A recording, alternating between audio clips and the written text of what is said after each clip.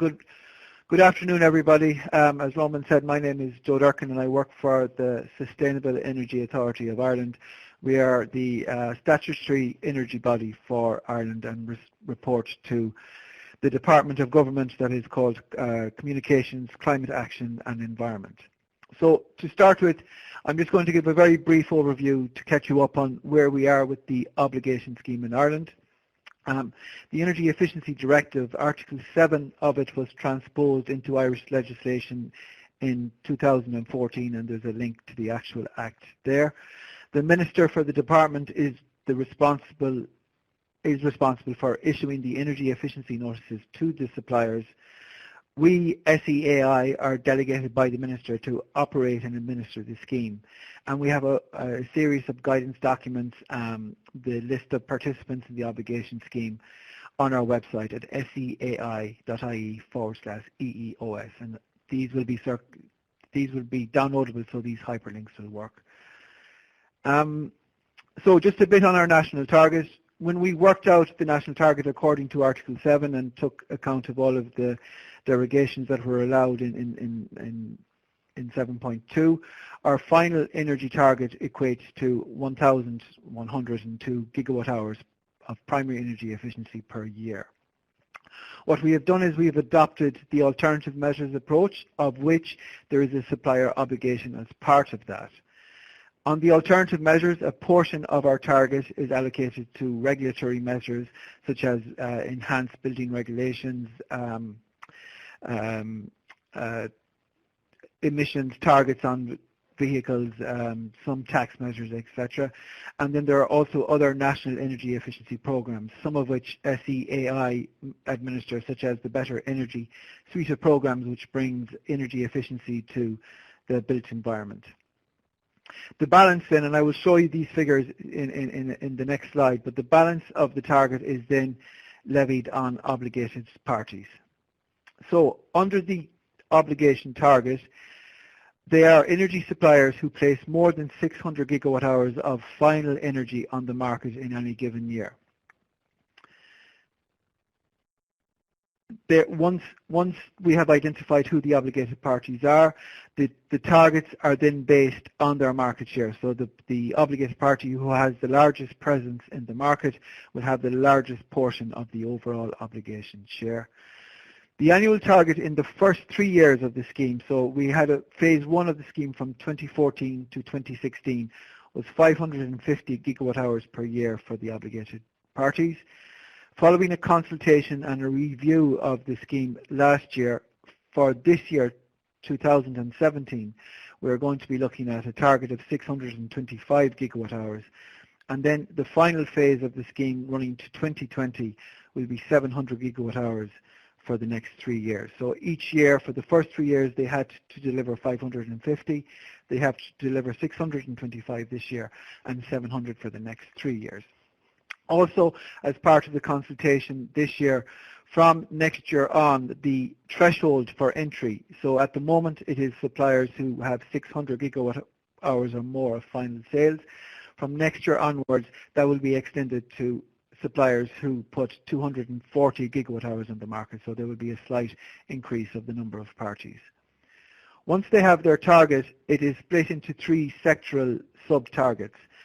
So the non-residential sector is 75% of that target. The residential then, including energy poor, is 25%. And that reflects Ireland's energy use in a rough way. So basically 20 to 25% of all of our energy consumption occurs in the residential sector.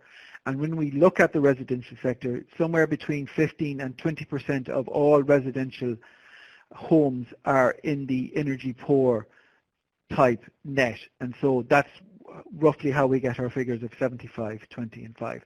So each obligated party has to meet not only their own annual target, but they have to meet it according to these sectors as well. So 75% of their target must be in non-res and 25% in res.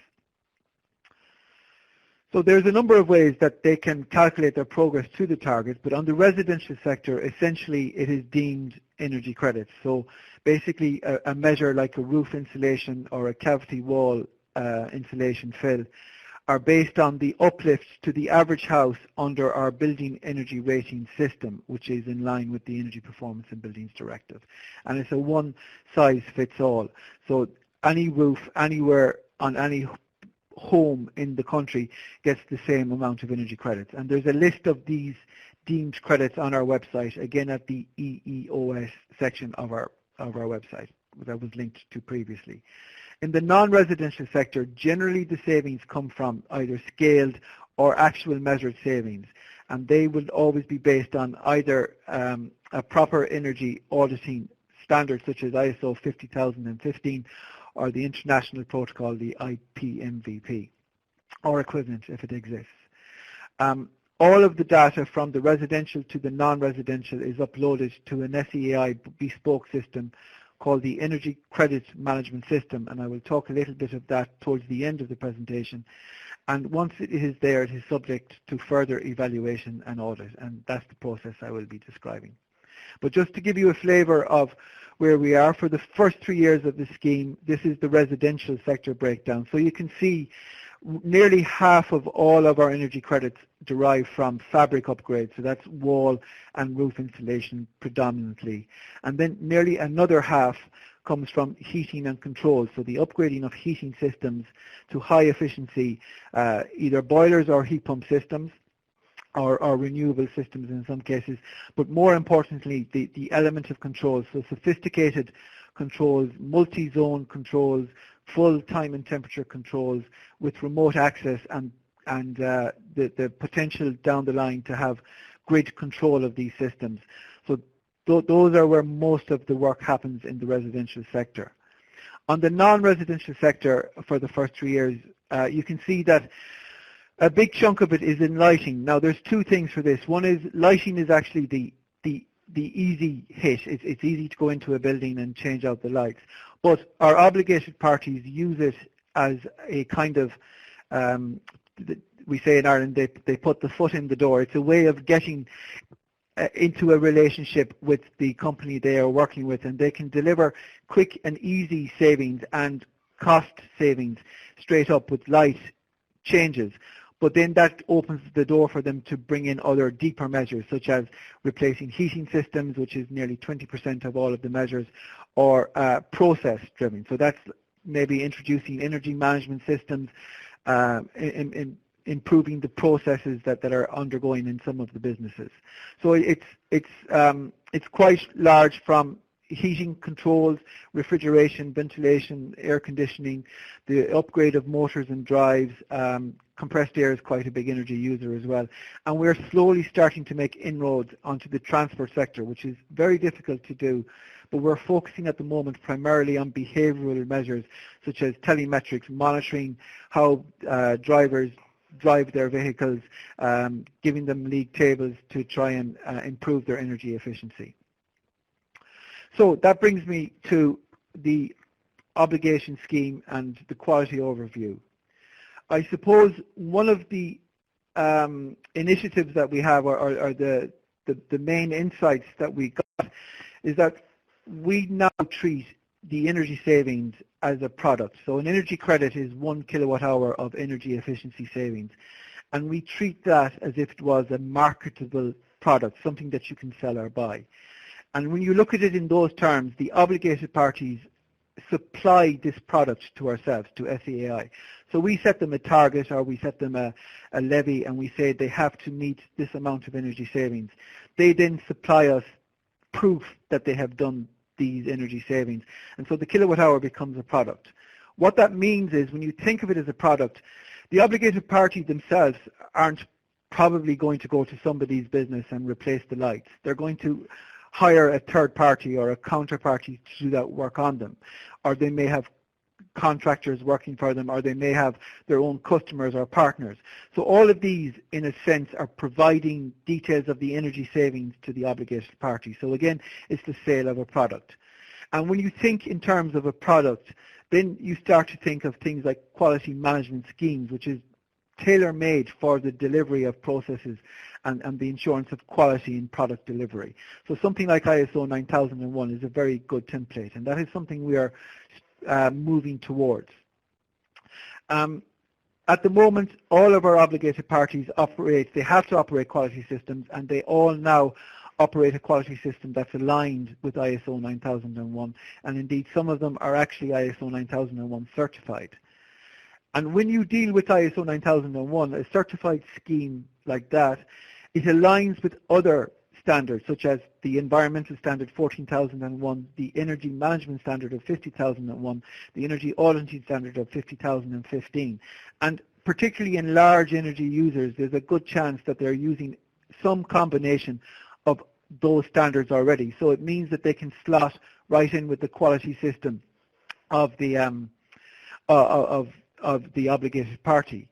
A key thing about a certified scheme is that it requires performance to be measured and to be analysed, and this is the important part. They need to be continually improved, so they must always review their systems to try and improve it. They inform how, and again we are talking about energy credits as a product, so they inform how an obligated party procures this product, what they need to do to ensure that their supplier is fit for purpose and that the processes the supplier use guarantees, if you like, the provenance of the energy credit in a way that they certify that the actual energy saving has been achieved. So it requires a quality control of contractors and their partners, which means it's a trickle-down thing. It means that an obligated party is now more likely to work with a counterparty who has ISO 9001, and in turn they're more likely to work with a company that already operates ISO 14001 or 50001. So at each step there's a greater certainty in the quality of the product that's delivered, and again in this case the product is energy efficiency. This might be quite small, but generally what we're trying to look at here, if I can get the pointer, we are at the top, are the apex predator in all of this, SEAI, and underneath us are the obligated parties, the suppliers. But underneath them, they have their own agents, maybe counterparties working towards them. They might have their own projects that they're doing themselves in their own businesses. They might have industrial or commercial partners. Now remember, again, these are major energy suppliers, so they have a lot of customers who take energy from them, so that's another in route that they have. But some of them also offer to do commercial projects. If we look at, again, one more row under a counterparty, they might have their own contractors or obligated or counterparties, they have commercial partners, and they might be doing residential projects and so on down the line. But the innovation here is that energy credits come from the very bottom of the chain. So if a homeowner with the help of an obligated party does something to the fabric of their house like roof insulation, that generates energy savings. But it's actually an installer who did the work. So the installer, in a way, is responsible for the transfer of the credits up to the agency they work for, which might be a counterparty, and in turn the counterparty must supply this information to the supplier, who ultimately supplies it to ourselves. So the flow of credits goes from the bottom all the way up. Again, think of it as a product. And then once you have a proper quality management system, it then becomes into managing that system, and the verification process starts with ourselves looking at the quality system of the supplier and making sure that they have everything in place, and more importantly, making sure that they are doing the similar work on their own counterparties and so on down the train, or the chain of thought. So this brings me now to the measurement and verification part. So as I said, once you have a quality system, things start to get a lot easier to manage and to verify. Looking at the residential sector, as I mentioned earlier, all of our savings are from deemed measures. So there's a fixed energy saving per measure. So again, something like a roof insulation has a set level of energy savings associated with it. And when you look at it from that point of view, then verification and measurement becomes proof that the work has happened. So if the roof has been insulated, then there's a chance that the savings are there. If the roof has been insulated according to the relevant standards and the proper regulations, and it has been done by somebody who is registered and competent, and he has delivered something like commissioning cert and a statement of fact to say that the work is done and it complies with all standards, then you have a good certainty that those energy savings will be delivered. So as part of a lot of what we would do on the residential sector is look for documentary evidence. Is there pictures before and after the works to show that something was replaced and that the work has happened. Does the installer, is he registered? Is he competent? Has he signed off a cert? Has the homeowner said that the work has happened? Has the homeowner said that they are happy that the obligated party has been instrumental in the delivery of the works? And if we need to, we can also look for things like invoices. Was money paid for the work to happen? So that's additional proof that work has happened. On the supplier side, as part of their overall quality system, anyways, they will be checking this, but they will do additional work like homeowner surveys. So they will phone a sample, in some cases all of the homeowners, to verify that the work has taken place, to verify that they are happy that the work has taken place, and that the equipment, if it's a boiler or the insulation, is working as advertised. But they will also follow up with physical inspections, so they will call around to the house to check that the work has actually been done. It's a bit trickier in the non-residential sector because it's so varied and so many things can happen. But a key thing is we require that all saving declarations from the obligated parties must be accompanied by a proper M&V report, and that report must have been compiled by a certified M&V professional. They can be either IP, MVP, or more, we're moving more towards ISO 50015, purely because it then aligns with the 50001 and the 9001 standards that we're also trying to promote. Now, there are two parts. There's measurement and verification. So the first part is measurement, and that can be something like meter data. So once you have an appropriate benchmark of energy consumption before the work has happened, and then you have energy consumption after the work has happened, that can be used to measure the energy savings. But it can also be energy engineering calculations. So, for example, if you were replacing a number of lights that are rated at 60 watts with low energy lights that are rated at 20 watts, well then a simple engineering calculation is the number of lights by the energy rating. But you need two more things to measure. You need to know the number of lights that have been replaced, but you also need to know the number of runtime hours. So how long is the lights on? It can also be just a check on the number of motors or the types of motors that have been replaced, or measurement can be the efficiency of a new boiler or a motor or a pump or whatever piece of equipment you're putting in. So that's the measurement part, the arriving at a figure that equates to the savings that can be achieved. But you need also then to verify. Sorry, I just lost connection here. No, I think I can hear you, Joe, so you may proceed. Okay, yeah, I'm back in now.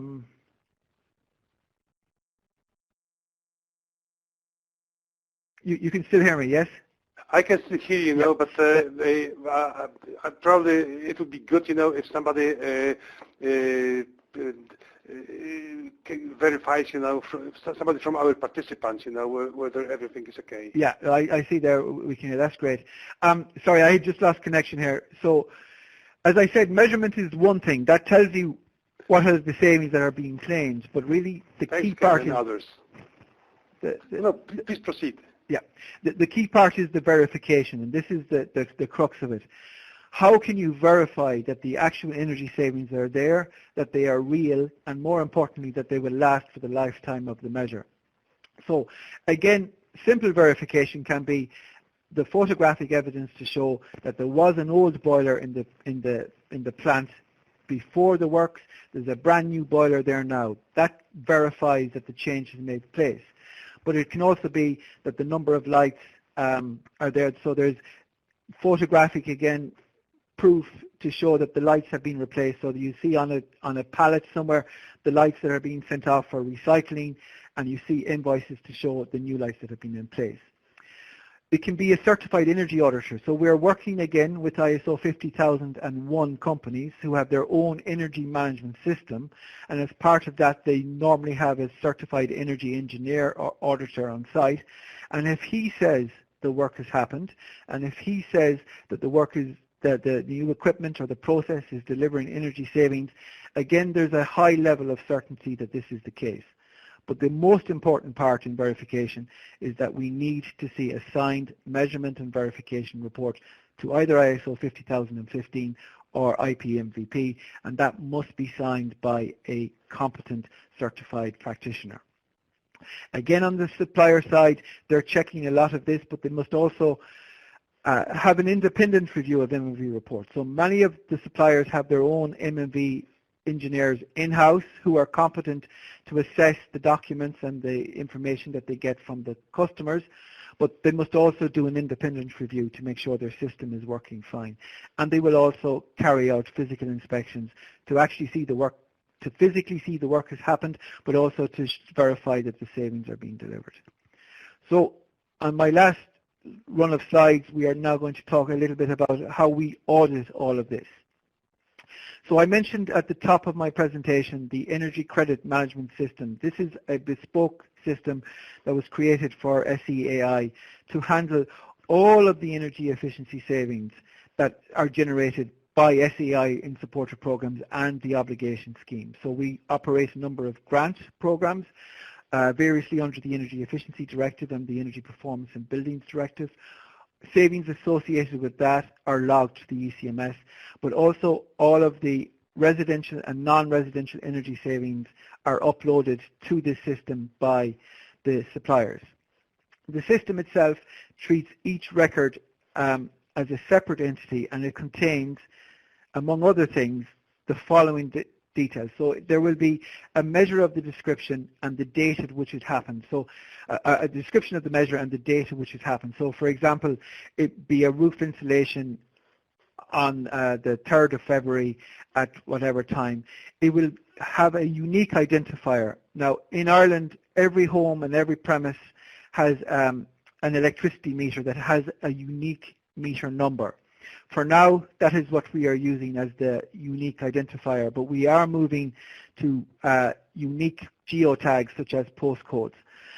So for something like a large commercial premises, they might have a number of meters and therefore might have a number of meter numbers, but they will only have one location in space. So this will allow us to individually tag each measure that is uploaded to the system. We capture things like the address of where the work has happened, but in Ireland there are a lot of similar place names, so it just uses as an ancillary piece of information but not a unique identifier. We would also capture who the obligated party is, but if they are working through a counterparty, and what installer carried out the works. Again, this is more relevant in the residential sector where there is a register of installers. Other things that we look at is the ECMS then automatically checks each new saving that's uploaded against the existing database. So it can flag if that measure unique identifier combination has happened before. If it has happened before, who loaded it before, who owns it. And so we can use that to deal with conflicts. So for example, if an obligated party puts up a roof insulation measure that the system says is already on the system, we can ask both parties who claim the measure to submit us all of the documentation that they have, and generally only one will actually have the proper signed waiver from the homeowner, the sign-off from the installer, and proof that the measure happened. So that way we can remove duplicates and we can ensure the integrity of the data on our system. So that's one form of verification. The next form of verification is, well, we are under our statutory instrument obliged to audit between 5% and 10% of all work submitted by the obligated parties, and that is across all of the sectors, all businesses, and by all actors. We do an annual review of the supplier quality system, so they're all ISO 9000 aligned or ISO 9000 certified. So we will do an actual ISO 9000 check on these systems, and we will go through all of their documents, we will review their processes, we will check that they are carrying out their own inspections. We will do desktop reviews, so we will periodically call for documents such as the installation certification or the homeowner sign-off, photographic evidence. We will do calculation verifications if it's an engineering calculation, and then we will also do a portion of site inspections, again sometimes to make sure that the place actually exists, but also to make sure that the work has happened and that it is continuing to deliver energy savings. The obligated parties themselves must do 20% of all of the works done. So part of our check is making sure that they're doing their 20%. So that also gives us an additional view of what is happening. It must be at least 20% of their savings. It must be representative of all the project types, the size, the sectors, etc. And again, when they have a quality system, it identifies things like non-conformances. So that's somewhere where the work wasn't done to standard or there was a problem in the energy monitoring. And they have to identify this and they have to remedy it, and they also have to put in measures so that it doesn't happen again. And we check all of this too when we do our quality system check. So that helps us give confidence in the system that it is working appropriately. So what are the consequences if obligated parties continuously fail to deliver on the verification side of things? Well, there are a number of things, and these are in our guidelines, which again can be found on our website. But when we find non-conformances, and that can be something as simple as the measure didn't happen, or the savings were overestimated, or that they weren't for as long as they said that they would be, so they wouldn't last to 2020, well then we have a number of tools that we can do. We can potentially suspend all of the credits associated with a batch. So even if we say we find out that they might have overestimated savings by 10%, we can actually suspend all of those or remove them entirely from the system. If they fail to rectify issues that we identify, or indeed that they identify themselves, we can remove a portion of all of their credits being removed. So in the parlance, we can give them a haircut. If we find that continuously they are overestimating their savings by 5%, we can choose to take 5% off their energy savings, or we can in effect increase their next year's target by 5%. So we have that power through the system. So that's where I am at the moment. I will hand you over to Gregor, and I understand we may have time for questions at the end. So thank you for listening to me.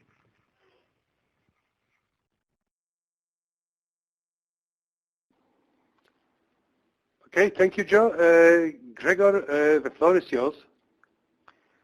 Yeah, thank you. Thank you very much, Roman, for the introduction, and also thank you, Joe, for this very interesting presentation. I hope I can keep up with your quality of presentation. So, as Roman told you, I'm working at the Austrian Energy Agency, and we are basically a think tank dealing with all kinds of energy issues. I am specialized since almost 10 years on energy policy issues. And since 2015, we have an additional special role that I will describe a little bit later in this presentation, which is on monitoring the progress of Austria in achieving its energy efficiency goals. In my presentation, I will first give you a short information on the background and the institutional setup in Austria concerning monitoring and verification. I will then talk about the design of the M&V system for the energy efficiency obligation scheme. So I will only concentrate on the energy efficiency obligation scheme, and then I will come up with some success factors that at least we identified that could be useful when designing such a scheme. As to the background and institutional setup, after the introduction or the entering into force of the Energy Efficiency Directive in the European Union, Austria decided to implement or transpose this directive by issuing an act, an Energy Efficiency Act. And this law on energy efficiency basically does the job of implementing the Energy Efficiency Directive in Austria. So one very important part of this Energy Efficiency Act is the Energy Efficiency Obligation Scheme. And in Austria, we decided to obligate energy suppliers. The energy suppliers have to achieve a certain amount of savings. So generally it's a very similar scheme to Ireland, but still there are some differences that I hope I will be able to work out during this presentation. So as in Ireland, and I think in more or less all EOs, the obligation of the obligated party is based on the last year's amount of final energy sold to customers in Austria. The obligated parties, and here is the first difference to the Irish scheme. Energy suppliers are obligated in Austria if they sell more than 25 gigawatt hours per year. In Ireland, if I remember correctly, the threshold is 600 gigawatt hours. So we have a very much lower threshold of energy sold, and this already is a challenge in monitoring and verifying this scheme, because of course this results in many obligated parties. The amount of energy that obligated parties have to save is 0.6%, so 0.6% of the last year's amount of final energy sold to customers in Austria has to be achieved in the next year in energy savings. This points to the fact that Austria is implementing the Article 7 of the ED not only with an obligation scheme, but with a mix of an EEO and alternative measures, these alternatives being, for example, subsidy schemes or energy taxes. The measures that obligated parties can implement can be implemented at their own premises, so they can implement measures at their own companies. However, excluding, of course, measures that are not final energy. So this doesn't include measures that are implemented in the generation or transmission of energy. They can, and they will in most cases, implement measures at their own customers or at any other final energy customer. And one special feature of the Austrian scheme, and I also think this is quite decisive in the monitoring verification of the scheme, is that in Austria all final energy sources are subject to the obligation. So we are not only talking about electricity or natural gas suppliers, but we are also talking about suppliers of mineral oil products, of biomass, of coal. So all final energy sources are subject to the obligation, of course, as long as they meet this, they are over this threshold of 25 gigawatt hours of energy sold to final customers. What the Energy Efficiency Act in Austria also foresees is the generation of the monitoring agency. So the Energy Efficiency Act foresees the installation of a national monitoring agency that is in charge of monitoring all the parts of the Energy Efficiency Act, and one of the most important parts, of course, being the EEO. So one of the affected groups, as you can see here, are the energy suppliers. I am working in this national monitoring agency at the moment, and we have a variety of tasks. I just would like to give you an overview on that. First of all, we had to define data flows between all affected and obligated parties. We were also in charge of giving the parties possibility to register as obligated companies. We are assessing the qualification of energy service providers. We are developing methods for the calculation of energy savings. So what I mean here is that we are developing methods for deemed saving energy savings evaluations. We are in charge of preparing the energy efficiency action plans that are foreseen by the EED, and this is at the heart of today's presentation. Of course, we are controlling the company's obligations. So we are controlling who is obligated, and we are also controlling whether the companies met their obligation. Then we are also evaluating the status quo of the target achievement, and one task that is, I think, getting more and more important is to observe the market for energy services and to see whether Austria is developing such a market.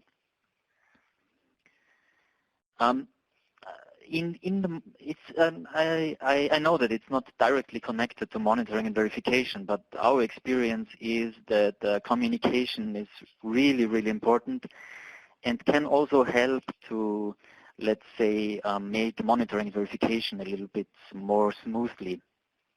We are there since May 2015. And from the beginning, we were in intensive communication with the obligated parties. So we organized workshops with the stakeholders, with obligated parties. We published newsletters and press releases. We had presentations at each event possible, I would say, just to get the message out that there is this obligation, what the requirements are, what you would need to report to meet the obligation, all of that. We run a website, and I warmly invite you to visit our website, even though I have to warn you it's in German only. It's www.monitoringstelle.at, and there obligated parties can find all information that is connected to. Okay, I just lost connection. No, I'm there again, I think. Yeah, I hear you well. Okay. So again, if I may ask somebody from participants to drop a line with their voices, okay. Okay. Where was I? Yes, okay, thank you. Thank you for confirming. The website really is a repository, I would say, of all kinds of information. And as I said, it's really important to inform companies on their obligations. And then what we also did in the beginning, we downsized this service to a certain extent, but in the beginning it was really important, and I can tell you that I think 5 to 6 people were at the telephones all day long. We had a telephone hotline also for the obligated parties. This is also to date, I would say there were more than 15,000 inquiries or telephone calls and email questions via email. And this was also very important because, as I said before, we have quite a lot of obligated parties due to this relatively low threshold of energy sales that makes you an obligated party. So this just as a background on the EEO basic design features of the EEO. How are we monitoring and verifying these EEOs? Again, I think the process is quite similar to the processes in other EEOs. The obligated parties have the duty to report regularly. In our case, they have to do it at least once a year. And they report the implemented measures and information on the savings achieved and also information on the implemented measures via an online system. The data, and there we make some differences. The data reported does not necessarily correspond to the data that has to be documented. We don't require all data to be reported to the online database. One reason for that was really, well, the size of documents would just be too large with so many obligated parties and so many measures. So basically we decided we have a basic set of information that we want to have reported, and data documented can be documented at the premises of the obligated parties. So the data reported is, of course, the type of measure. We need to know what measure they have implemented, the energy savings from these measures, information on the customer. This is very important for identifying possible double counting or duplications of measures. So we are not at the moment following the approach of having the meter as the individual identifier of a household or of an apartment, but it's the name and the address. This already poses some challenges because some buildings have more than one address, for example, and those, of course, also with names you can easily have well, many people with the same name. And then what we also need, because it is required by the Energy Efficiency Directive, we need the date of the implementation of the measure, because otherwise we could not calculate the overall savings of this measure. And then there is data documented, and the data documented, this does not have to be reported in a first step, is basically all other measure-specific information. This is mainly the proofs of implementation. Joe was talking quite a lot on these issues, invoices, signed documents that prove that the measure really took place. So these have to be documented, and they have to be made available to us, to the National Monitoring Agency, in case of a detailed control. What is important, the first point with the 6 months is not so important. 6 months after submission, we can request more detailed information on the calculation of energy savings. We can do that without any reason. And the second point is more important.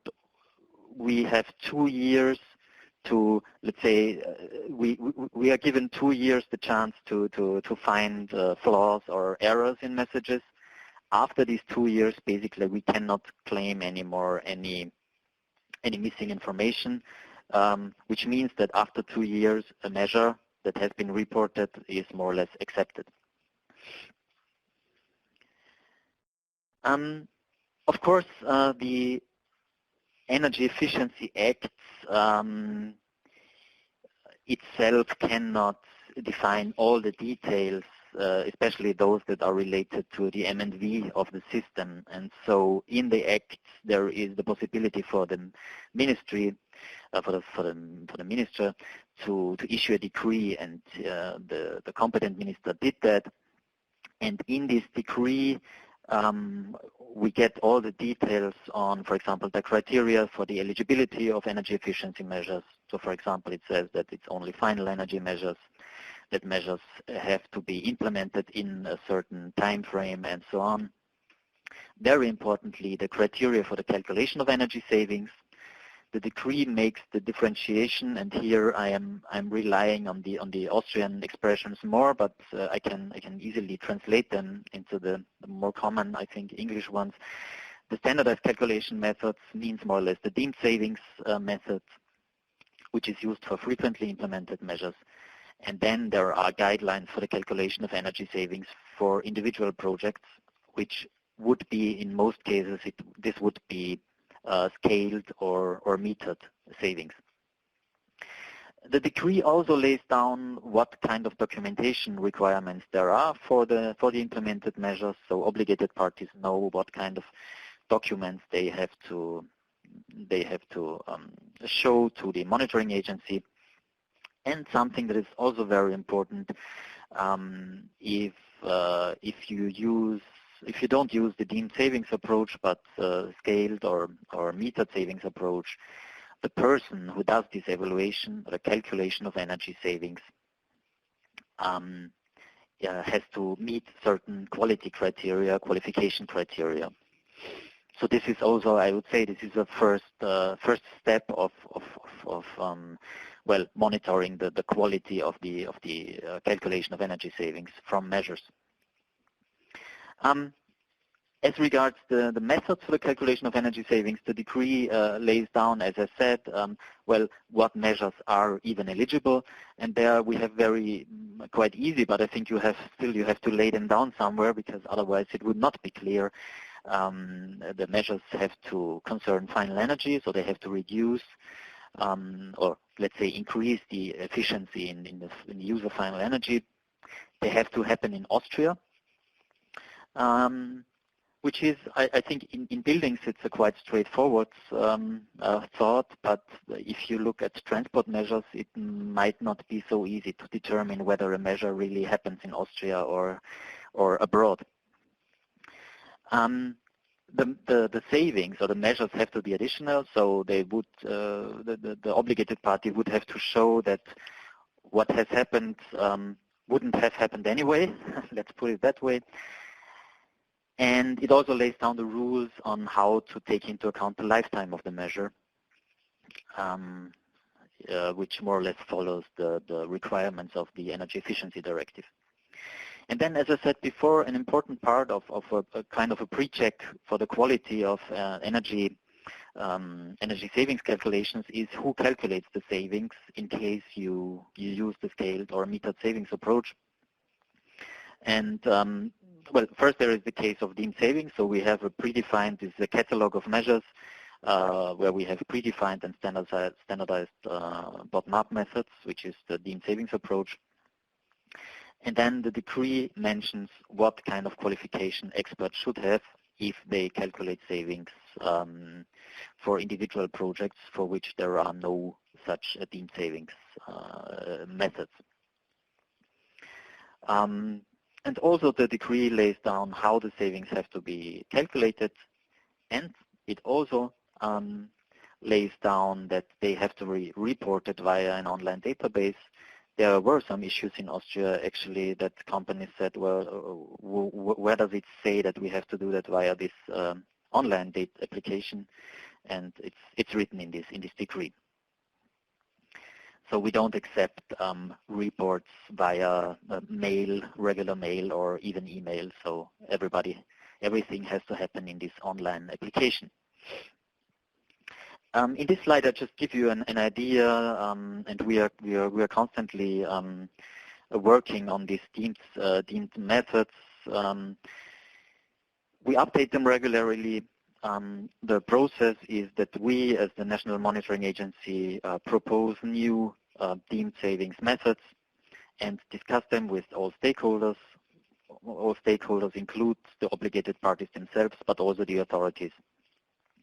And here you can see that the broad measure categories that we have. We have a lot of deemed savings methods in the heating area, building envelope, of course, lighting, transport, soft measures, electric appliance, and so on, and so on. We have, at the moment, 42 general methods, but they can be applied to around 250 single cases of measures. Well, of course, the additionality is also quite an issue when calculating the energy savings, and the decree or how we live this criterion is measures are eligible only if they result in energy efficiency effects beyond minimum legal or technical requirements. That is actually what the Energy Efficiency Act says. And I think you can translate this into the action, what would have happened anyway. And this is exactly what obligated parties will have to prove when they report energy savings from measures.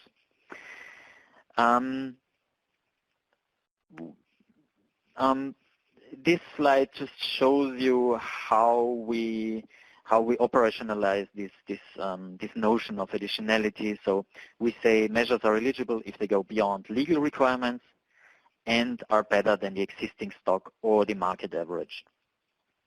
So for the case of a new product, if you buy a new product and had no technology before, or just a very new application, then the baseline is set by the legal minimum requirement, of course. So if you have an eco-design requirement already, then this sets the baseline, and you will only be able to claim savings if you go beyond these minimum requirements.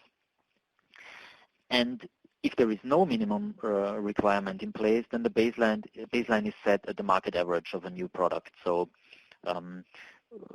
for many deemed savings methods, we have data on the market, on the products on the market, and we can identify that.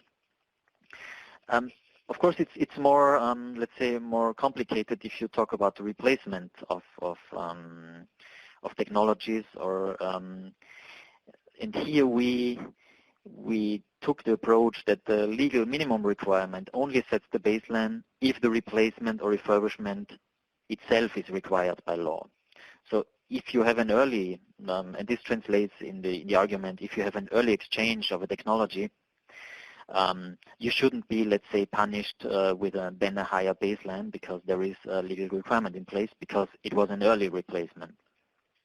So if the product technology had to be replaced, then we set the baseline at the market average of the products that are sold at the moment on the market.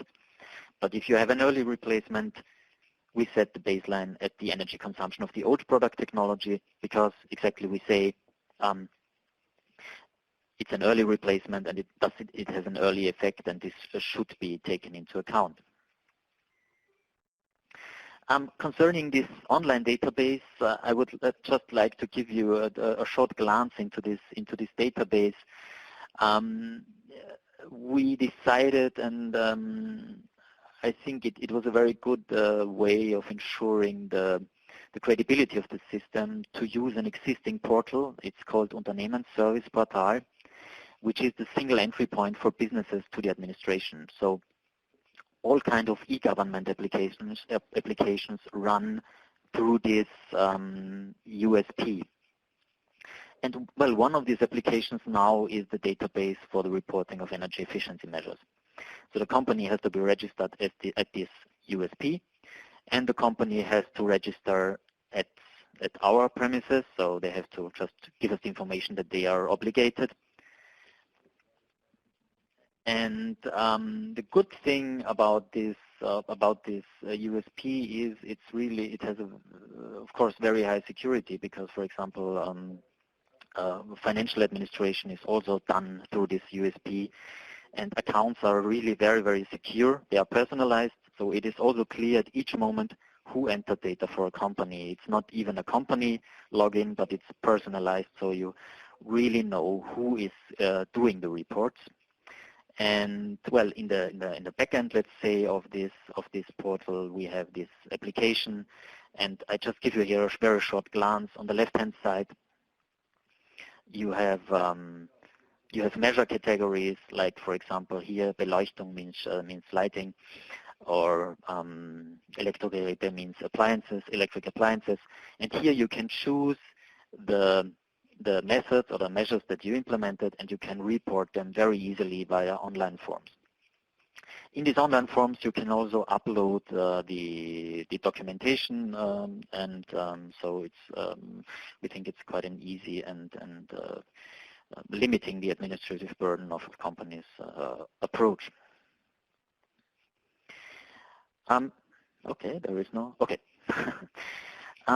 As to the control provisions for the EEO, as I said before, we require that all data that is reported via the online database. There is no other way, so you need to have an online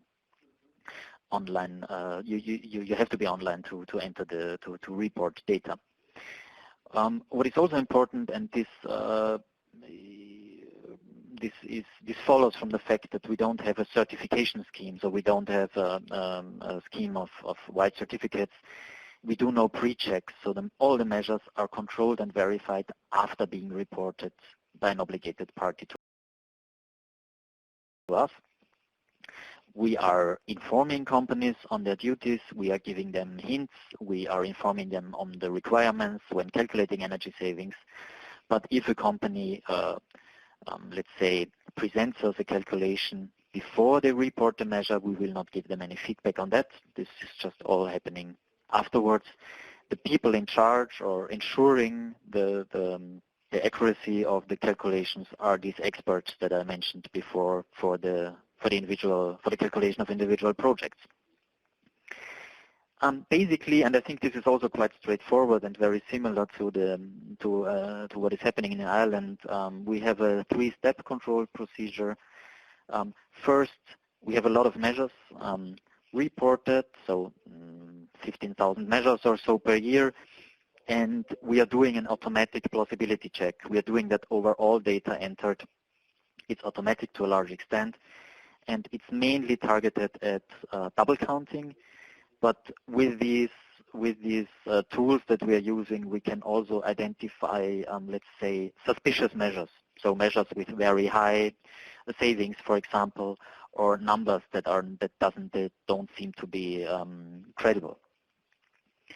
Well, based on the results of the plausibility check, but also to a certain extent, of course, randomly, we do a detailed desktop check. This is our contract with the ministry requires us to be representative. We are not giving a lot of information on that because we don't want to give obligated parties hints on how they could escape these desktop checks. But what is clear is that we have to be representative over all types of measures and obligated parties. So we should be representative over large, small measures, the categories of measures, sectors affected, but also the obligated parties, meaning energy sources. And here, if they don't have already uploaded everything, we ask the controlled parties, obligated parties to submit us additional documentation, and this is all done desktop, so meaning on paper files. Then we also have quite limited amount of time per year to on-site checks. These 25 days are person days, so it's really not a lot of time, I would say. But still, you know, if the detailed desktop check gives no good results, we can go to the company and really look what was implemented or whether the measure even was implemented. So what are we mainly checking for this second point, the desktop check, the sample? We are requiring, as in Ireland, the proof of the implementation of the measure. Ideally, this would be an installation invoice. However, of course, it's not always possible to have that because sometimes companies just implement measures themselves with their own staff. So you will have no installation invoice, but still you will have an internal documentation of over what has happened. In some very limited cases, we also accept the invoices of purchase. For example, let's say for very small measures like LEDs or other very small measures where you will not be able to check whether the LED really has been installed, but we just accept the invoice of purchase. But as I said, it's very limited. It's limited to a very small amount of measures. What we also need is we have not, basically the law does not foresee a trade of measures. But of course, companies can do that. So what we also need and require from the obligated parties is a proof that they own the measure. So there has to be some document by a final customer or by somebody else who has sold them this measure. And then very importantly also the calculation of energy savings, and here we check the compliance with the legal requirements. First of all, was the expert who calculated the savings, was he a qualified expert according to the Energy Efficiency Act? Was the lifetime of the measure taken into account correctly? What were the baseline assumptions? And so on and so on. And we also do in this desktop check a more detailed check for double counting and reporting.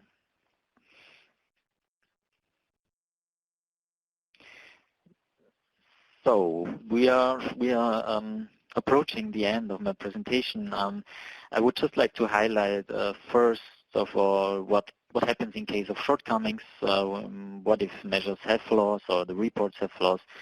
So as I said before, the shortcomings can be detected for 2 preceding years. After this amount of time, we cannot anymore challenge a report of a company. We can always ask for further information on the measure. This is rather informally, I would say. But if after a certain amount of time and a certain amount of asking for further information, the shortcomings are not sorted out, the measure is revoked. And what we do here is we have the power in the online system to just, not really delete the measure, but to make it inactive. So it's not active anymore, it does not contribute to the energy savings obligation anymore. And in this case, so if shortcomings are really not sorted out, we will do that. And then, of course, there can be 2 cases. The supplier then, due to this revocation, he might not anymore meet his obligation because he falls under his energy savings obligation. then he can deliver the missing savings within 3 months, or he has to pay a compensation payment of 20 cents per kilowatt hours. So these are his possibilities. Yes, this was to give you a short insight into the M&V scheme in Austria for the EO. I just would like to highlight some of the success factors that we identified in our daily work. First of all, there was something in place before in Austria, voluntary agreements with energy companies actually, which was basically the same thing as an EEO, but it was just not an obligation. It was a voluntary agreement. And so we had 4 to 5 years of experience within this voluntary scheme. What we also learned, and I think it's a learning from all the EEOs, is you need standardized report procedures and reporting templates. This really eases the administrative burden for both the monitoring agency and the obligated parties. You need a clear definition of eligible measures. You need a clear definition of evaluation and documentation requirements. The next point, of course, is kind of not so easy maybe, because of course you should use default evaluation values. You should use deemed savings for as many measures as possible, because then you don't need to always hire a person calculating the savings. On the other hand, of course, you should try to stay accurate and not, introduce deemed savings in too many cases. Something that we are learning, and that is actually quite a difficult thing, I think, and I think I heard similar things from other scheme administrators, is what is also important in these market-based instruments is the regular update of the default values for the deemed savings. So you need to always update these values, because then if you fail to do that, you will this will just result in a huge overestimation of achieved savings. Then in our opinion, and I also again think that most EEOs made the same experience,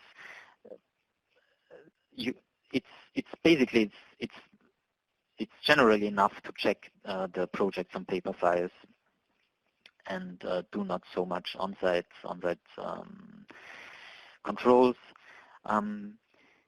The introduction of a paperless process helped us a lot to ease the administrative burden and the automation of the monitoring process, use of databases, online systems. By now these systems are so secure that you don't need to worry anymore on data protection issues. And then, and as I said in the beginning, and I think that's a good end for my presentation, is that these clear and transparent rules that I talked in the beginning of these slides about, they have to be communicated to all actors, and if you achieve that, you will have a lot less, let's say, burden in monitoring verification, because the obligated parties are informed and know about their obligation and the requirements very well. And having said that, I would like to thank you for your attention, and I'm